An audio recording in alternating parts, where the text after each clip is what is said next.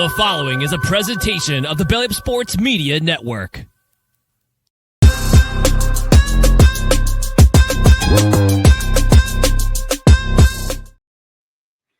Welcome into an all-new edition of the Belly Up Fantasy Live Baseball Show on the Belly Up Sports Network.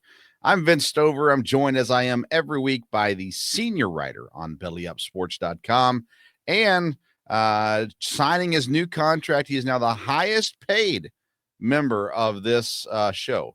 Was signing a 12-year, $375 deal this week. Kevin Wilson. Hey, Kev, how you doing, man?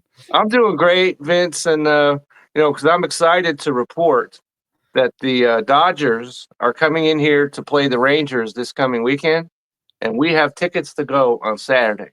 There you go. And so baseball will reign supreme coming Especially soon. in the Wilson house. Especially, Wilson house, that's all it's important. But so we're doing great. We had a great weekend, and we're in the 80s and stuff like that here. And so life is good at the present moment. Life is good. Lots of baseball this week to discuss and talk about. We got Major League Baseball news. We're going to talk about being patient with some of these guys that got off to slow starts. And we're going to give you our weekly waiver wire ads and drops as well. So let's get things started with the first segment. We call it the Fantasy Burner.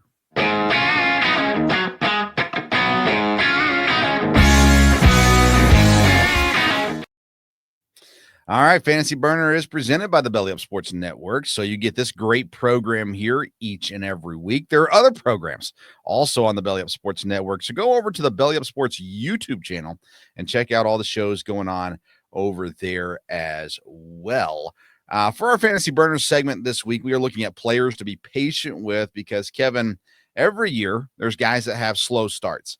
This year, it seems like maybe some guys we didn't expect to continue this slow of a start. And so you came up with the great idea of going through and let's talk about being patient with some of these guys. So, well, you start us off, Kev. Who do you have as someone that we need to be patient with? Okay, so the players that I'm about to talk about are players that are on my own roster. Okay. One of them. And so I'm not just talking advice. This is stuff that I am following myself. So, but the first player I want to bring up is Marcus Semien of the Texas Rangers.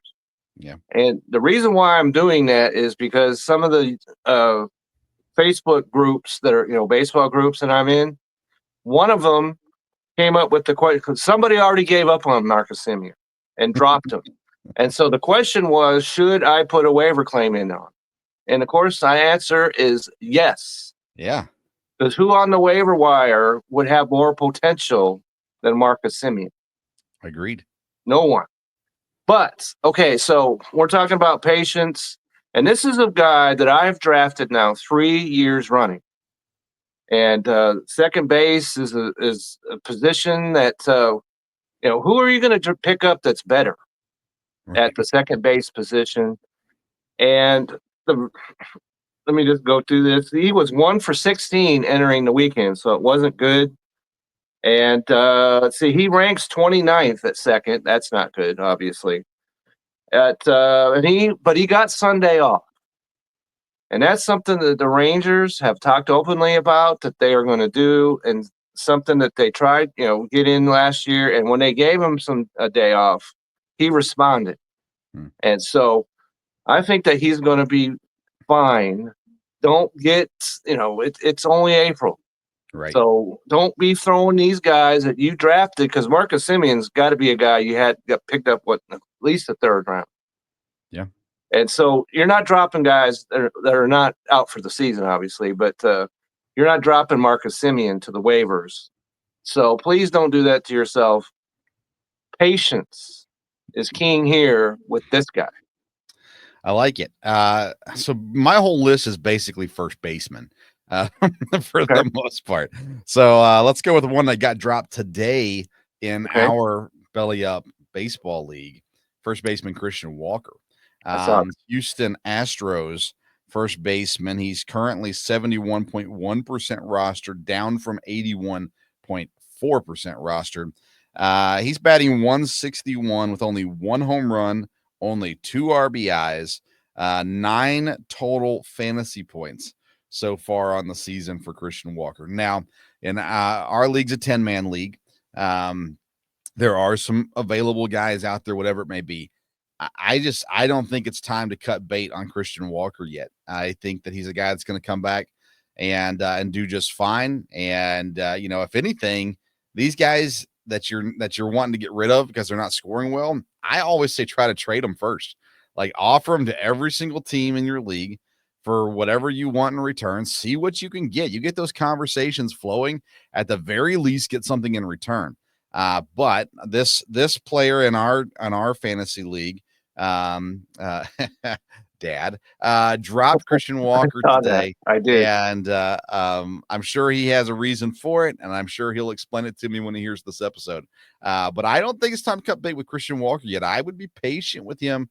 We both had him as a top 5 or 6 first baseman preseason rankings, and I think he's going to still finish in that range. We've had some players like Soderberg from Oakland that's been better, or Sacramento or Las Vegas, whatever, the A's, that has been playing really good. I like him. We've talked about him before. But I think Christian Walker's worth hanging on to. I wouldn't cut bait with him yet. And if I'm going to cut bait with him, I'm trading him. I'm not dropping him.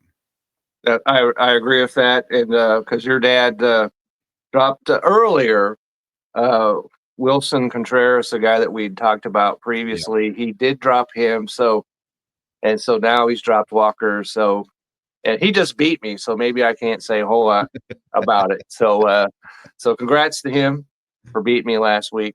Him and I went head to head. So it was a lot of fun going up against him. But so the next player I'm going to talk about is someone I'm sure is near and dear to his heart, and that's Matt Chapman. Okay, third baseman for San Francisco. Not a player that was drafted nearly as high as some of these other guys we're going to talk about, but the third base position is the black hole. Who are you going to pick up off waivers? And coming into the weekend, he was 0 for his last 22. So it wasn't looking good at all. But then before that, he had two hit games, and he had 7 hits in his first 8 games.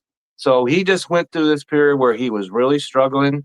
The Giants are playing extremely well, and so he's going to be prominent in that lineup. So if I was not planning on drafting Matt Chapman, but he came, I wanted a third baseman. I didn't get one of the ones I wanted. And so later I took Matt Chapman.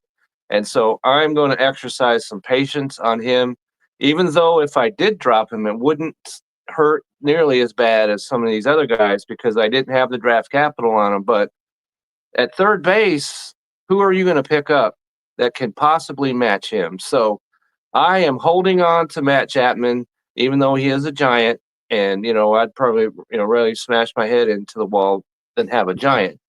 But I'm he's produced. Yeah. And so he will. And so he's another guy that you need to have patience with before you decide to do anything with him.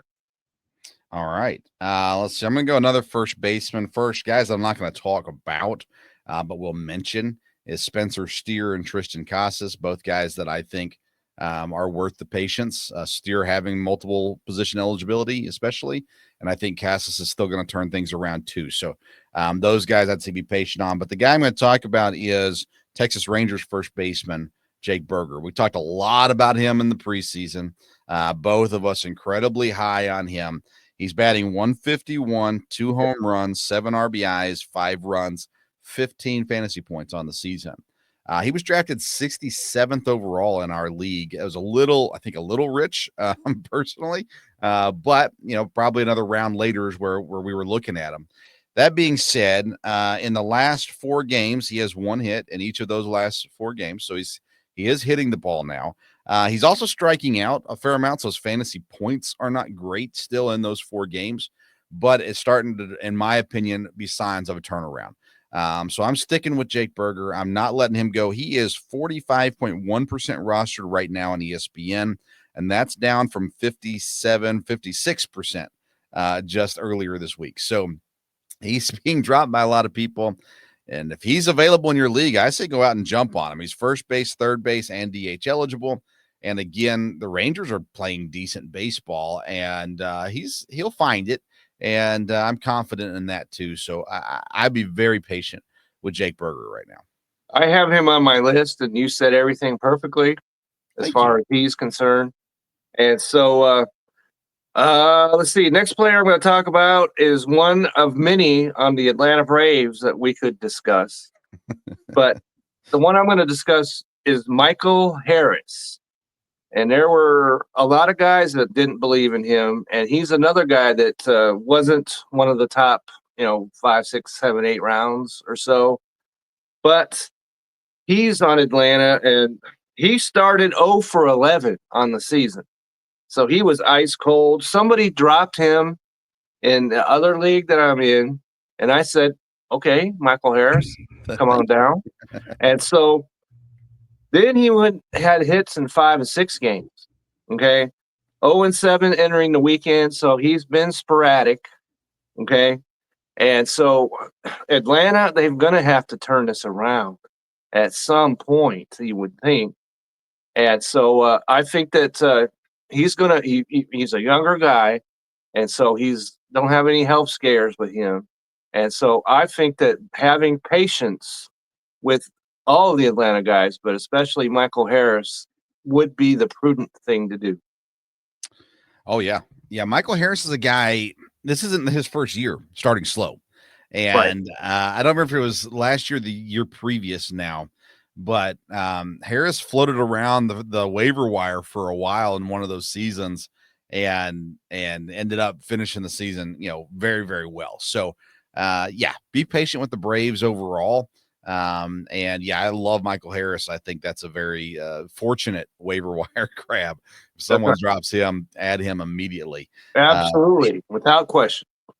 All right, let's see. I'm going to have a guy that started the season injured, finally has been back to playing, but in his basically week of play or week and a half of play, it hasn't been pretty, and that's shortstop Gunnar Henderson in Baltimore.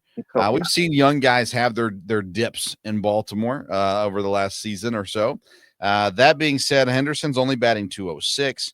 He has 2 stolen bases, but 0 home runs, 0 RBIs, only 4 fantasy points in the 10 games that he's played in so far.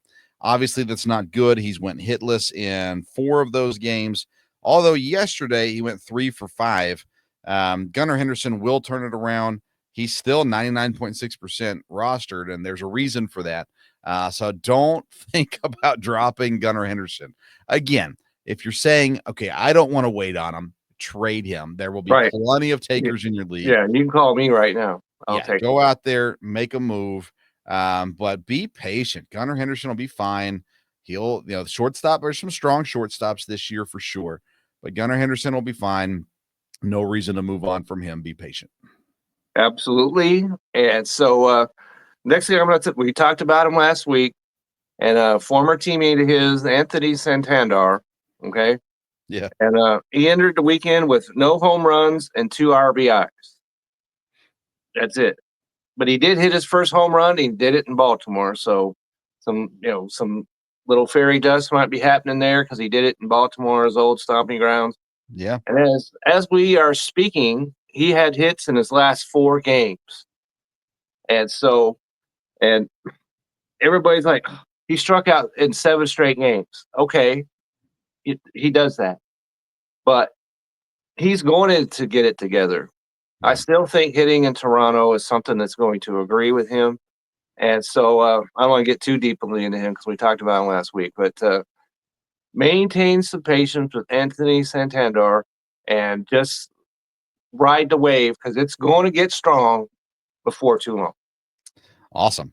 Last guy I've got, and actually after this weekend may not even be great to put into this category, but I'll put it in there anyhow. And it's third baseman Junior Caminero from Tampa Bay. Coming into Saturday, he had really kind of just had a rough go of things. Now, it wasn't horrible, but it wasn't great at the same time. Through the weekend now, he's batting .283, 3 home runs, 2 of them came this weekend. 8 RBIs, 0 stolen bases, 30 total fantasy points. He's at 75.8% rostered, just slightly down this week from where he was the previous week. That being said, you talked about third base earlier with Matt Chapman. Well, I'm going to talk about third base in our waiver wire edition, so I do think there is someone to add. Okay. But Junior Caminero is a guy, and I've got a league that I've got Caminero, and I've got Bregman, and I've got some first basemen.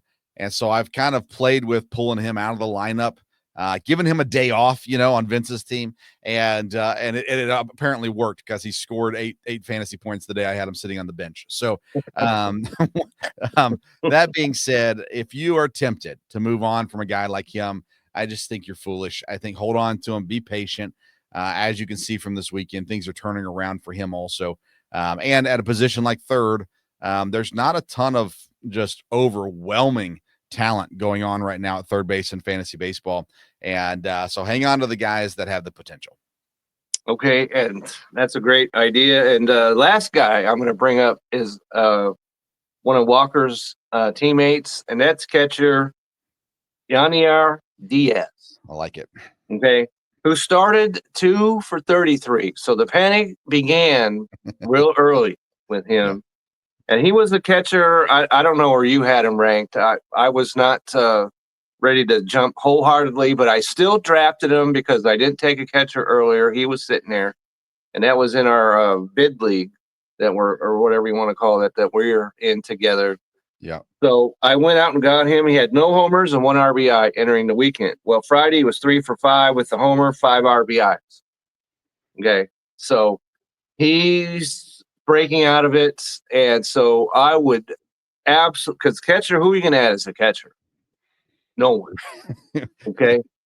And so maybe in a 10-man league like we are in, because your dad just picked, we talked about Wilson a minute ago. Yeah. Your dad picked him up. I believe it was your dad. No, it was Chase that picked him up. And so he's not available in our league now. And so who are you going to pick up? You're going to stand by Yanier Diaz until the bow is going underneath the water.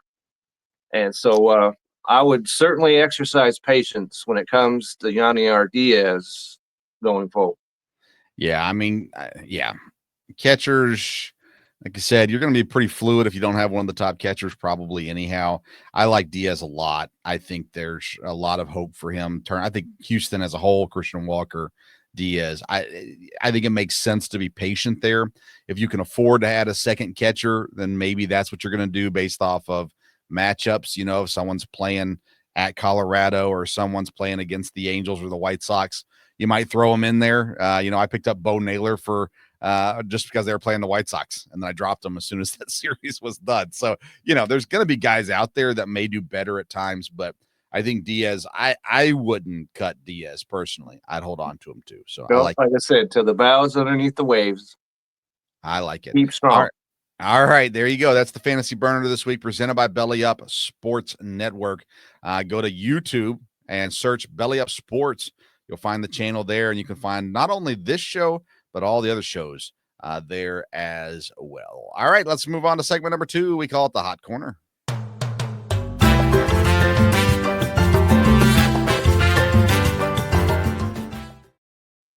Our Hot Corner is presented by Righteous Felon Jerky. Join the flavor revolution at righteousfelon.com. Use the promo code BELLYUP. You're going to get 15% off your purchase each and every time. All right, Kevin, let's get things started with the big contract this past week. Vlad Guerrero Jr., he says, I'm going to be a Blue Jay forever. And it makes sense. It always made sense. He got the deal that he was looking for. And he's going to be in Toronto for at least, a couple more years before they trade him. So no, I don't know about that, but I'm happy. I think it's good for baseball. And I think it's obviously good for him. It's a lot of money. It's good for Toronto. They've struggled to be able to get these big names, lured into Toronto. So keeping him there is important and good for the program. I agree with that 100%. And also it clearly demonstrates, because he said in the spring training, this is the deadline. Boom. We're not talking any contracts after this day. Well, nonsense. Okay.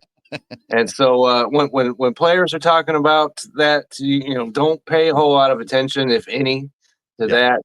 Because if somebody steps up and offers them a contract, whomever we're speaking about, it doesn't matter what the deadline was.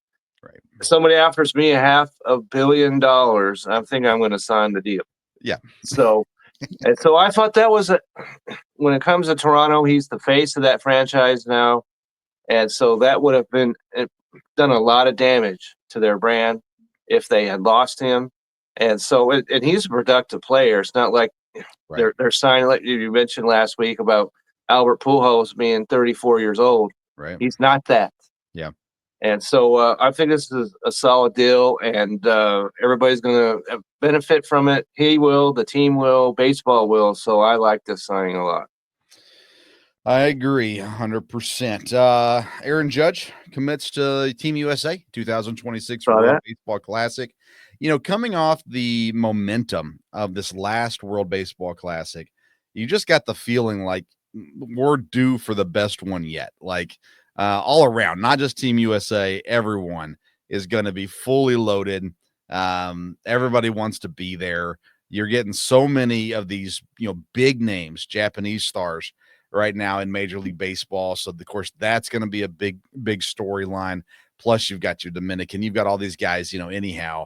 I think it's cool that we're already talking about the World Baseball Classic and, a new Captain America and Aaron Judge committing right now. So I think we're going to hear a lot more about Team USA in the months ahead. And I'm already excited for the World Baseball Classic next year.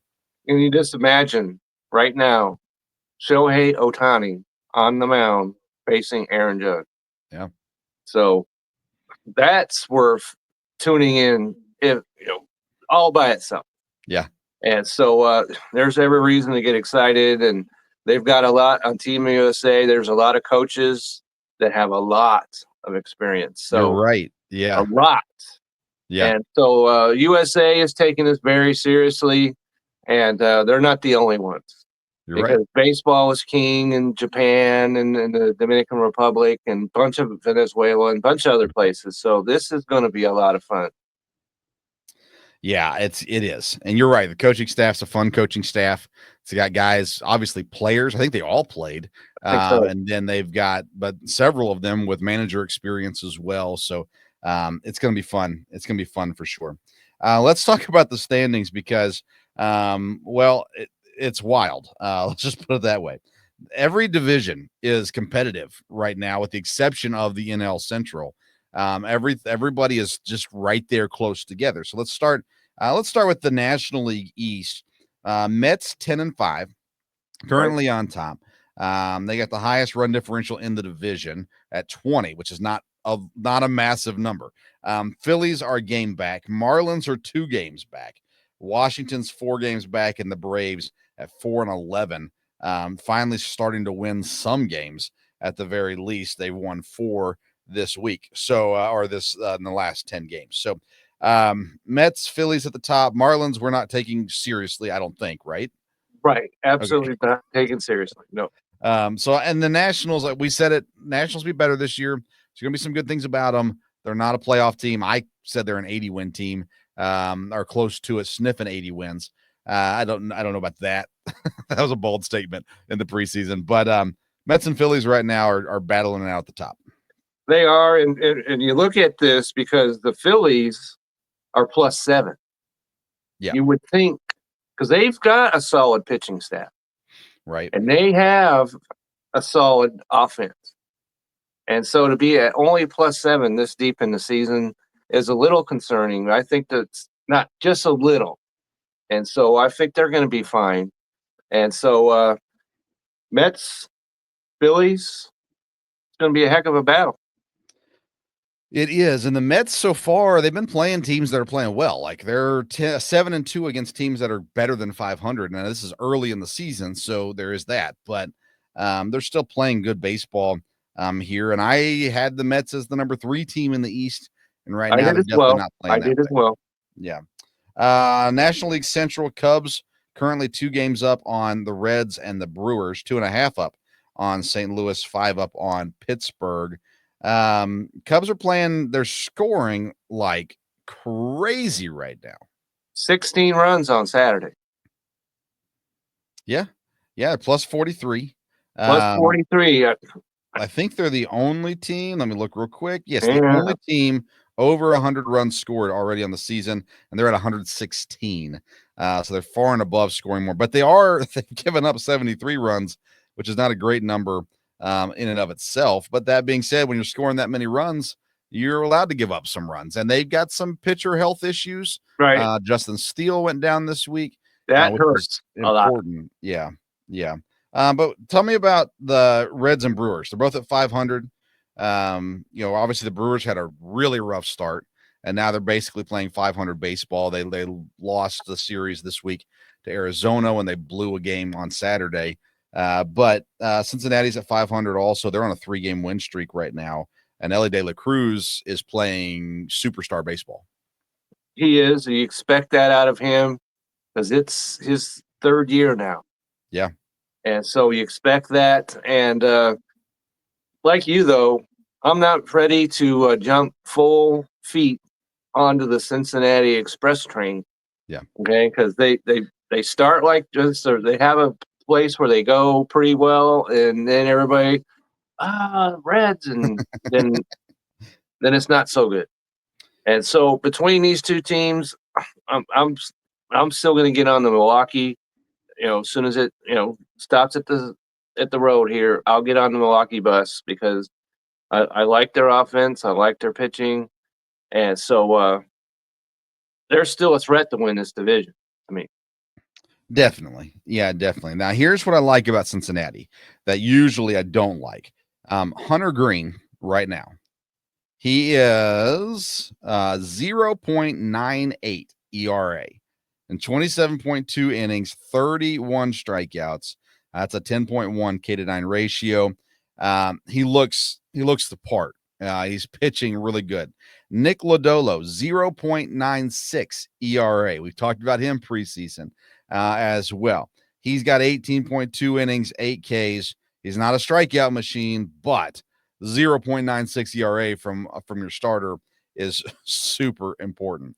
Let's see here. Martinez has been the kind of the sour point in this rotation so far, but Green and Lodolo have been great. Singer's been fine. So he gets a solid start this week, so yay for him. Yeah. Carson Spears has 2 starts on the season as well, including one of those being a quality start. He is 0 for 2 in those starts, but not pitching bad. So if Green can be a legit ace, oh yes, and if Lodolo can be a solid number 2, because that's what we thought was going to happen when Lodolo got hurt, and then Lodolo didn't look good. Green was, can throw the ball really hard, but he wasn't always where it needed to be. Right now, Green and Lodolo is a 1-2 punch. That's crucial in a division like the NL Central. That's what I like about Cincinnati right now. And again, Elly De La Cruz is playing just lights out too. So good for them. National League West, Padres, a 1.5 up on the Giants, 2.5 up on the Dodgers. Padres are only 3 losses. Giants are only 4 losses. Dodgers, 6 losses. If the Giants can continue to play well, this will be a lot more fun in this division than if they don't. Diamondbacks are 9-7. Right now, their pitching hasn't been what it needs to be to this point. But I'm really enjoying this Padres, Giants, Dodgers, Diamondbacks division right now. And you can flush Colorado down the toilet, but everybody else is a lot of fun. It is a lot of fun. And you talk about a ship that's gone down. It's upside down. Because the Rockies, they're supposed to be, have some bats, right? If nothing else. They didn't score a run in San Diego over the weekend. Not one. Right. And so we're not going to mention them any further. But San Diego, 13-3, and they're rolling. I did not see them being this good, but I saw them being good, but not this good. I didn't see the Giants being this good. You wanted me to say something positive about them. They're playing well at home, on the road. So hats off to them. The Dodgers, every team goes through this, and now Dodgerville is all up in arms, and because they've lost 3 series in a row now. So, but keep your shirt on because everything's going to be fine. And Arizona, as you mentioned, has not really heated up yet. So these are 4 teams that I would not be surprised if all of them are in the playoff mix at the end of the year. And Agreed. so that's going to be a heck of a deal because all these teams hate each other with a passion. Doesn't matter if you're a Padres fan, you hate everybody else. If you're a Giants fan, you hate everybody else. But if you're a Dodger fan, and so it's going to be a lot of fun. So this is going to be exciting. It's great for baseball to have something like this going on the West Coast. So people are engaged on that coast, and so this is great. San Diego, 7 of their regular 9 are batting 257 or better. That's big. I know we're still early in the season. That's big.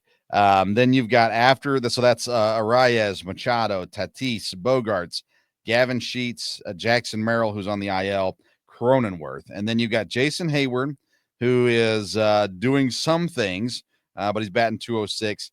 Brandon Lockridge, who's been playing a lot, especially with Merrill out, and I think doing some DH duty as well, 194. Then your catchers over there, by the way, Elias Diaz has played 10 games. He's batting 233. And Maldonado is played 9 games. He's batting 292.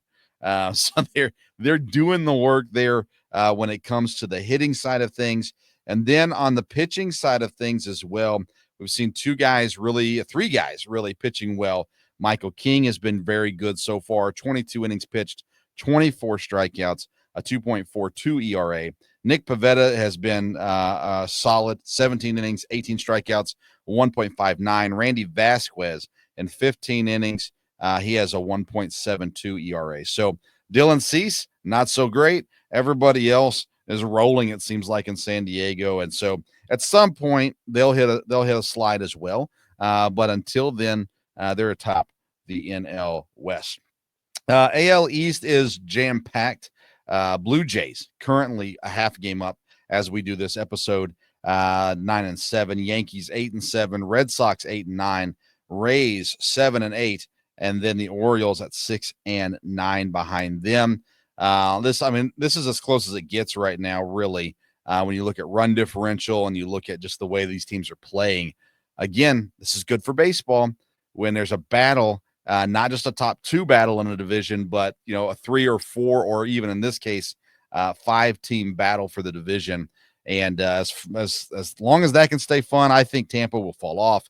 But as long as that can stay fun, it's good for baseball. I agree with that, and I'm still a little concerned about Baltimore's pitching staff.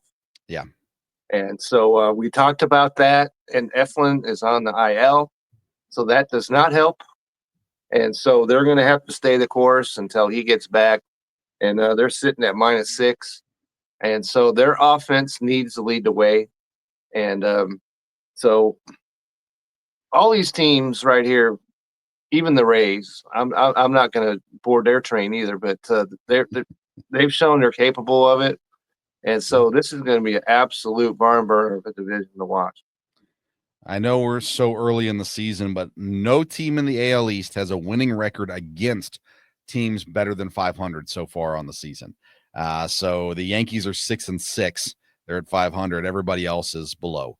So there you go. AL Central, another tight race at the top between the top 3 teams. Detroit 9-6. They're beating Milwaukee right now. The Guardians are 8-7. The Royals 8-8. Twins and White Sox not doing so great below them. So when you look at these teams up top, Tigers, again, they're scoring runs. They're holding teams relatively well. And I think this is a 3-way battle through the rest of the season. I do as well. And especially you take those first 3 games that they played in Dodger Stadium. They lost all 3. They're 9-2 since. Yeah. And so take those games out. Detroit's a solid team. We like them a lot. And we talked last week, at least I did, about checking out on Minnesota. Well, they're in last place, and you've got the Chicago White Sox in that same division. If you're in last place and you got the White Sox above you, that's bad. And so, Well, as of this show, technically they're a half game ahead of the White Sox, but still a valid point. okay, so when I was doing the standings, and that was earlier today, Yeah, they were in last place. yeah, And so it doesn't really matter. Last place, fourth place, both teams we can flush. Okay. yes, And agreed. so that helps the other three teams because if you play the White Sox, you're going to win 2 out of 3 probably at the very worst. And you're playing Minnesota, you're going to win 2 out of 3.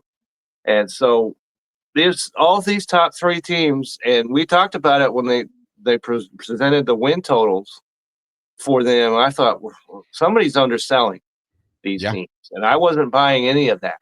right. And so all these 3 could make the playoffs. And so once again, if you're a fan of Central, USA baseball, and you need to be, if you're not, this is exciting to see.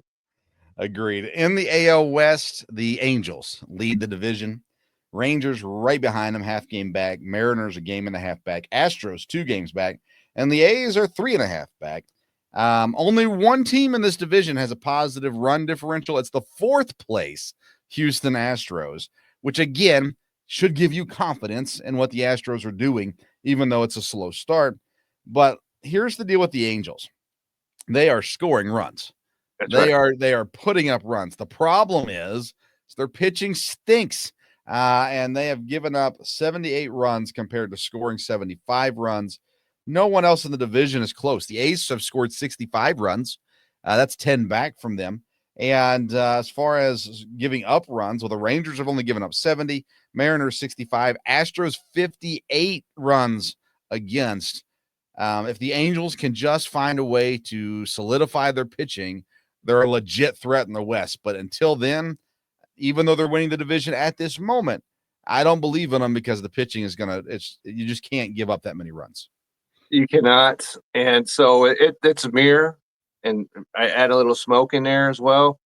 And so, and I think there's some smoke and mirrors going on with the Seattle Mariners, who just swept the Rangers, but they've only played 3 road games so far. And so until this weekend, they were not taking advantage of that home heavy schedule. And so now they're going to, because they went to the Giants and just got blowed out. Yeah. And so they're going to hit the road this week. Next week, when we're talking about them, we'll see where they really are. Because you only play 3 road games in your first, 16? You better be good, or it's going to be a long season. And so they're going to have to show me on the road before I sign into Seattle Mariners. And let me say this about the Angels as well. The starting pitching hasn't been bad. It's the bullpen. I mean, the bullpen has been horrendous right now. So they got to figure that out quickly. Ian Anderson has a 12 ERA. Oh, no. Michael Darrell Hicks has a 22.5 ERA. Ryan Johnson, an 8.44 ERA. Garrett McDaniels, 5.06. Brock Burke, 6.75. Really, outside of Kenley Jansen and He's like maybe 46, Ryan so who Zefferson. knows how long that's going to last. Yeah, and then Ryan Zefferson, who's pitched in more games than any other reliever, he's been decent as well. But everybody else, my goodness, just horrendous. So there you go. I do believe that somebody mentioned Ian Anderson before we started this season. So not exactly sure who that might have been, but hopefully you listen to that individual and don't have anywhere near a fantasy team. There you go. All right.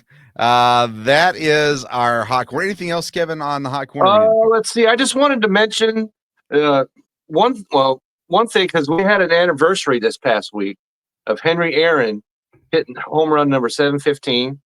That happened. There was that big anniversary about that last week. And I just want to mention the just horrific news that came.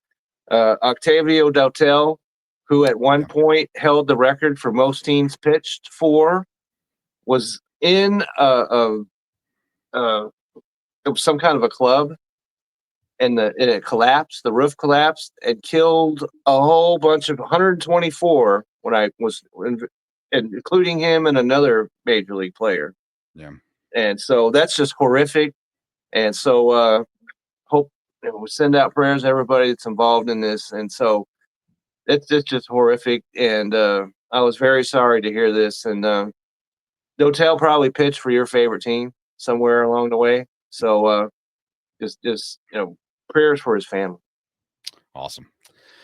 All right, that's the Hot Corner presented by Righteous Felon Jerky. And check it out, man. Go find yourself some jerky. Find your new favorite That's flavor. right. RighteousFelon.com. Code is belly up. You get 15% off your purchase. All right, let's get into our waiver wire editions on the Fantasy Focus.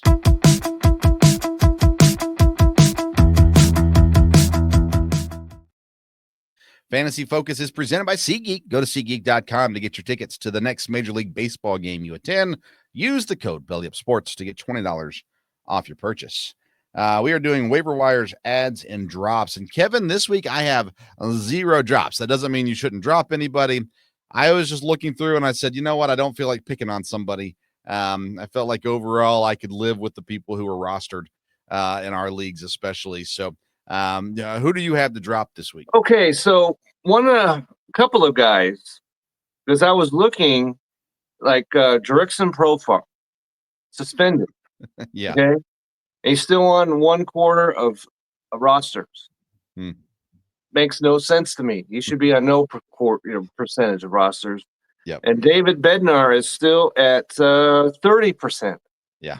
Makes no sense. I'll rain all kinds of downpours on both these guys and the people that still have them on their roster. Have you checked out already of fantasy baseball this early in the season? Because that's what this is showing to me. Yeah. Don't be that. Okay. We're only a couple weeks into the season. And just one other guy that I wanted to mention, because we talked about him before, and that's Dylan Cruz. We talked about being patient, but patience is over with Dylan Cruz. Okay. He's hitting 116. He has no homers, no RBI.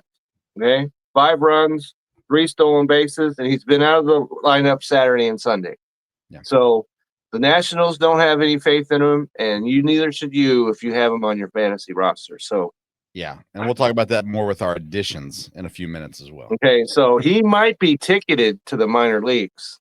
I've heard that rumors going on. So if you've got Dylan Cruz, and if you're in the league that he's on the waiver wire, don't worry, don't get involved in that, because right now it's just maybe in Dynasty you want to hang on to him, but if you're in redraft, there's no need to be holding on to Dylan Cruz at this point. I like it. All right, let's get into additions this week, Kevin. Who's the first guy we should add? First guy that we should add is, we talked about Arizona a moment ago. Okay. Yeah. And the first guy I'm going to add is Merrill Kelly.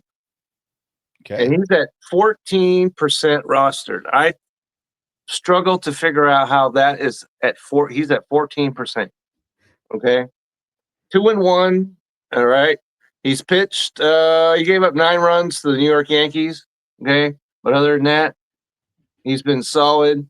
And let's see, he's Tuesday. He pitches on Tuesday at Miami.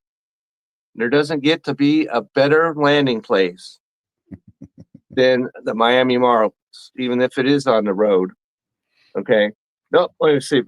I got to put out accurate information. Let's see. Yeah, 9 earned against the Yankees in full 4 2/3 innings. So not good. Yeah. Okay. So, but throw that out. Okay. He's pitching against Miami. All forward, all in, ready to go on Merrill Kelly. Nice. All right. I'm going to go with the guy that I mentioned last week, and I'm going to keep mentioning him every week until people finally listen. The Oakland/Sacramento/Las Vegas Athletics pitcher, Osvaldo Bello. Listen, first of all, he's pitched in 3 games. He went 5 innings in all 3 of those games. He's not giving up more than 2 earned runs in these games. 5 strikeouts in 2 of those games, 4 in another game. This week, on Wednesday, April the 16th, he's pitching at the Chicago White Sox. Osvaldo Bello needs to be on your roster. He is 1-1, 14 strikeouts, a 3.0 ERA, 1.60 WHIP, And he's only rostered in 2.1% of leagues. And I'm telling you, Osvaldo Bello is an everyday pitcher on your fantasy roster. And at the worst case scenario, he's a streamer. And this week, you definitely want him on your roster going against the White Sox. I love Osvaldo Bello. I'm on the train, and I'll mention him until he's at least above 20% rostered. We'll stick on this Bello train. Well, in one of our leagues, he's rostered in 100% because I more picked than him one up. of our leagues, I promise. Okay, I picked him up. Yeah. So he's on my roster. And I have him written down here as well for all the same reasons. People, this is one of the things that we talked about, matchups. Yeah. You need to look ahead. White Sox, even though it's on the road, I'm all in on Bello. Agreed. All right, who else you got?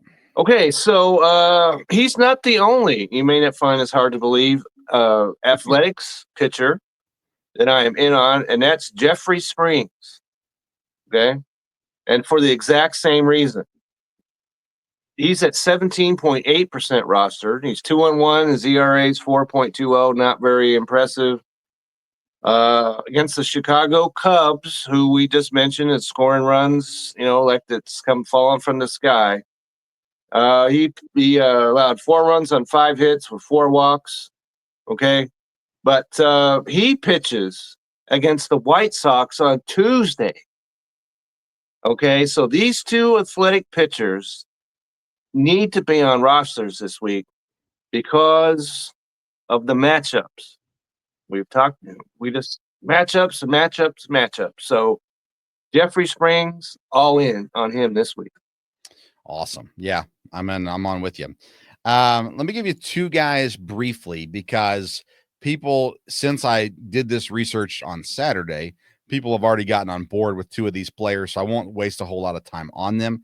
Third baseman Josh Jung from the Texas Rangers. He jumped up drastically. He's 30% rostered now. So people have caught on to him as a third base option for you. And another third base option, Zach McKinstry for the Detroit Tigers. He is a shortstop, third base, and outfield eligible in ESPN leagues. I have him in a couple of leagues. He is available in our league, Kevin, but I've got him in a couple of leagues as well. And both of those guys, he is currently 29.3% owned. He was 2% owned when I started the research on him. So people are catching on to those 2 players. So I figured I should at least mention them because they are on my list, but everyone's kind of already on that train, but good guys to look out for sure. If you're looking to add third base or, in McKinstry's case, shortstop and outfield as well. I'm with you because the other league that I'm in, that we are both in, don't go there because McKinstry is not available. He's on my team. So there we have that. Let's see. You might find this hard to believe because I've got a Colorado Rocky, even though they just got shut out. Okay. And that's Kyle Farmer. Okay. He's a second baseman. He's a third baseman. He's at one lonely percent roster. Okay. But he's hitting 349. Okay.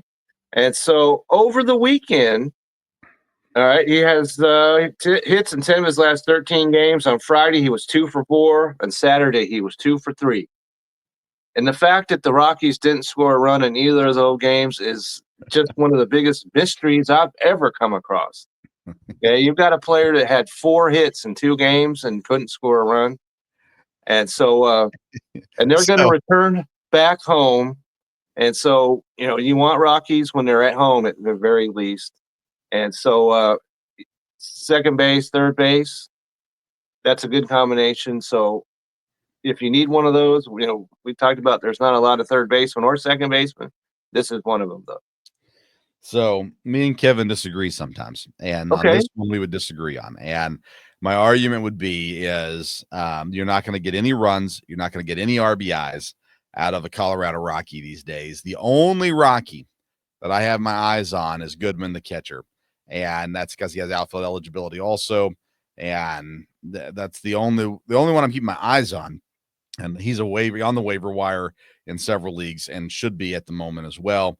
But in the streaming options, we've talked about all the time. If they're at Colorado, That's right. you got to have someone in the lineup. It's never a horrible option to pick someone who's playing at Colorado, whether it's a Rocky or the opponent as well. So I will stay away from Farmer. That being said, Kevin is a wonderful fantasy baseball player, and so I will take my chances away from the Rockies. But you can still trust Kevin and follow him in that advice as well. And I'm not going to get much better because I'm going to go to the Nationals. We talked about Dylan Cruz, his replacement, basically Alex Call, outfielder for the Nationals. He is batting .324, 7 RBIs, and a stolen base. And he has played every day now since April 4th. He has been on the field in every game. So from April 1st, he's only missed one game. And not great, not blowing it up, not superstar material, but he's giving you better numbers than Dylan Cruz ever was. And he's playing consistently as well, playing good baseball. So if you're in a deep league, especially, he's 9% rostered right now. That outfield, I feel like outfield has been pretty strong to start this year off. So you may not need an outfielder, but if you do, Alex Call's someone to keep an eye on. I think they've got Pittsburgh here. Yeah, they're at Pittsburgh for the next 2 days. So keep an eye out there as well. All right, let's see here. I've got 2 more, Kev. Well, actually, I have 3 more if we need them. How many do you have left? I could talk about as many as 3 or as few as 1. Whatever. All right, you give me I don't know what you got. Tell me what you got. Okay, so if you're like Vince and you're like Kyle Farmer, okay, so maybe perhaps Josh Smith of the Texas Rangers might be more in your alley, okay, because he's also third base. He's a shortstop. He's at 5.6% rostered. All right, hitting .342. Okay, 2 hits Friday and 2 hits on Saturday. He is now playing in the outfield with Langford out, and depending on how long that goes on, he could add outfield, and he starts everywhere. He's played first base, and Bruce Bochy, the manager, has said, doesn't matter who's in, who's out, whatever, Josh Smith will play. And so all these Ranger guys are going to get things rolling. He's going to be in their lineup. And so at third base and shortstop already, he is a guy that I would like a lot in your lineup because of his flexibility and the fact he is hitting the baseball. Fair enough. I'll have you give 1 more here in just a sec, Kevin. Okay. I'm going to go with a pitcher in St. Louis, Andre Palante. He's pitching Wednesday against Houston. In his last game against Philadelphia, he went 7 innings, 0 earned runs, 2 walks, 4 strikeouts for 27 fantasy points. He's also pitched against Boston and Minnesota this season. He is 2-0, 13 strikeouts, 2.20 ERA, a 1.04 whip, and 52 fantasy points as well. It pains me to talk about Cardinals players, but Andre Palante, he's doing what we didn't expect Cardinals pitchers to do, and that's pitch well. For a name like Palante, is that a great name or what? Yeah, 6.5% rostered, by the way. Very available in leagues. Okay, so the last guy I'm going to bring up is somebody that you might find hard to believe because he is a Pittsburgh Pirate. Okay, and that's Andrew Heaney. Okay, yeah. Who's at 12.5% rostered at the moment. At Miami and the New York Yankees, okay? He's pitched extremely well against them. 6 runs on 12 hits, 16 strikeouts against 4 base on balls. All right. Thursday, he pitches at home against the Washington Nationals. And we've talked about Washington, their offense. We thought they might be a little better. They're not so far. And so pitching against them, I think, would be a positive thing. And he pitches Thursday, so he's a guy that you wait a little bit around before you add him to your team, probably. And so if you're looking for a boost on Thursday, especially, because usually there's not a whole lot of games on Thursday to begin with. So he's a guy that I would look to add, get you started for the weekend. Very nice. All right, I got one more guy for you also. It's a pitcher from Houston. It's Okay. the guy that I've talked about since the Kyle Tucker trade. I'm just a fan of Hayden Wesneski. I think Okay. he's a really good pitcher. He earned the number 5 spot in the rotation mainly because of injuries, honestly. It allowed him to get that spot in the rotation. He is currently 18.9% rostered. Last week, he was 3.5% rostered. He's 1-1 on the year, 21 strikeouts, a 4.0 ERA, a 0.72 whip, and 55 fantasy points. Against the Angels, he went 6 innings, quality start, 10 strikeouts. Against Seattle, 7 innings, quality start, 5 strikeouts. Against San Fran, he only made it 5 innings and 6 strikeouts. This week, he has a tough matchup Saturday against San Diego. But I'm been on the Wesneski train for a while now. I have him on many of my rosters, and I've been very proud to have him there as well. I think he holds in the rotation, even when these other guys get healthy. He's been pitching really good right now to start off the season. He's young, he's talented, and he's on a team that's going to only get better. So I like Hayden Wesneski, again, 18.9% rostered at the moment. And, he's pitching really good baseball right now.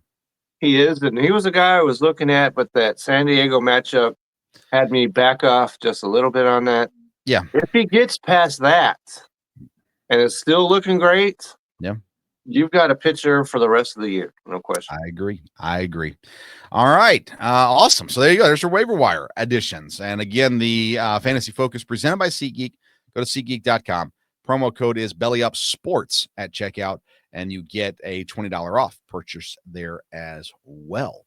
All right, Kevin, what we got going on this week? Again, the Belly Up side we got attacked, needless to say.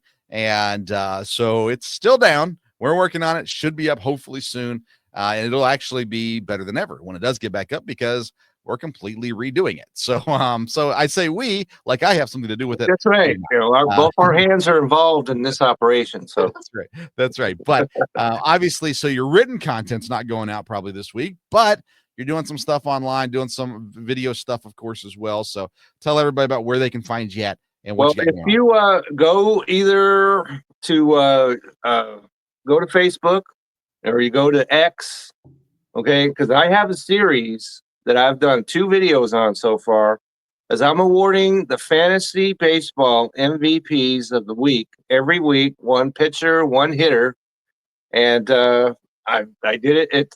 It's apparently it's out there on TikTok now. Yep. And so it's out there. So go take a look. Let me, because I was sitting there and I thought, okay, this is the guy I'm going to go with for the MVP. But then I would look over here and I'm like, well, this guy was just a little better. And so there are a whole lot of guys.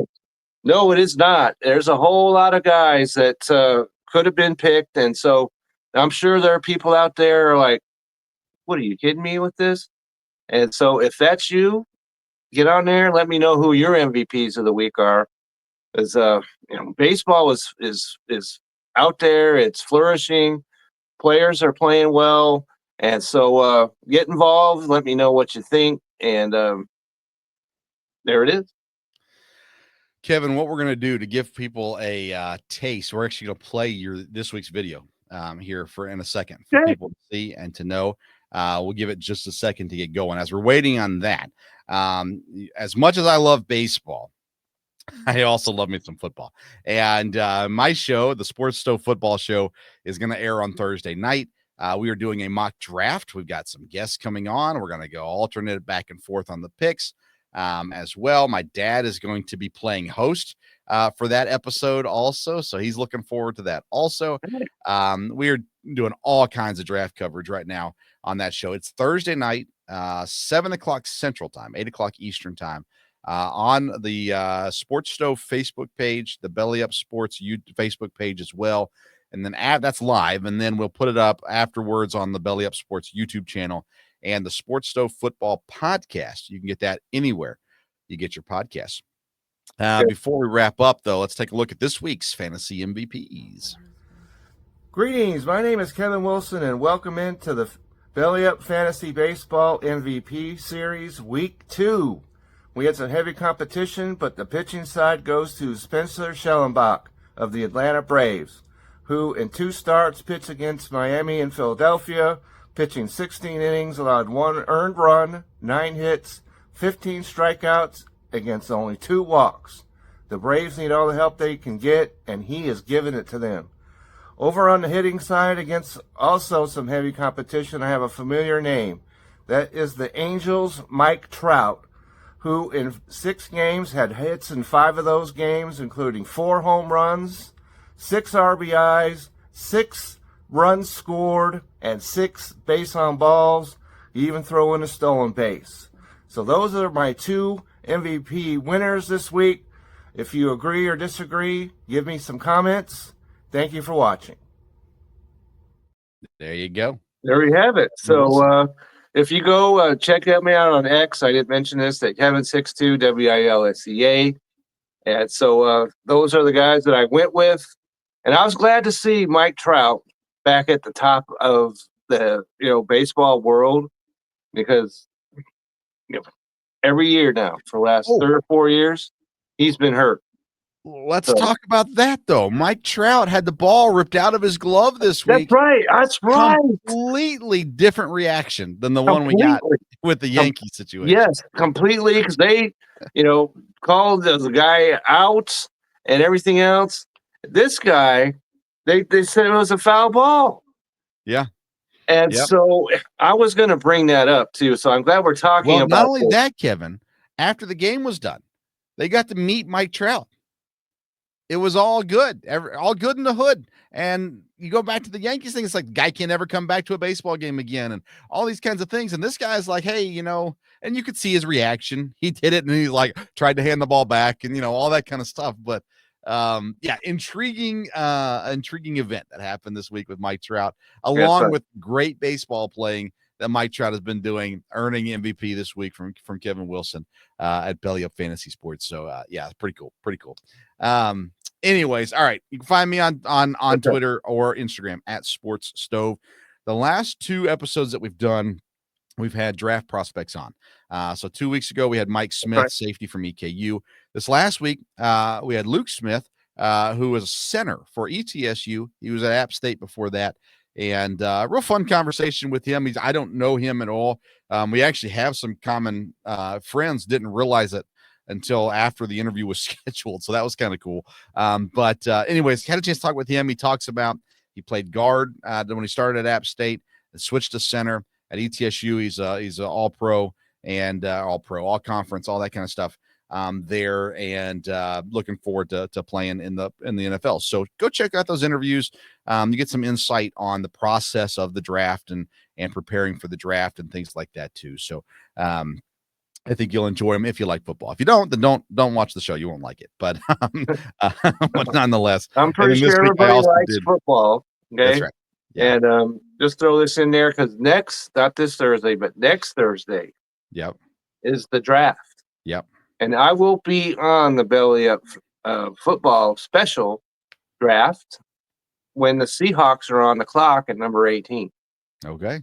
So that's just a little throw in there, a couple week, 10 days or so away. But we got to get ready for the draft, and it'll be interesting to see what the Seahawks do at number 18. I say offensive lineman.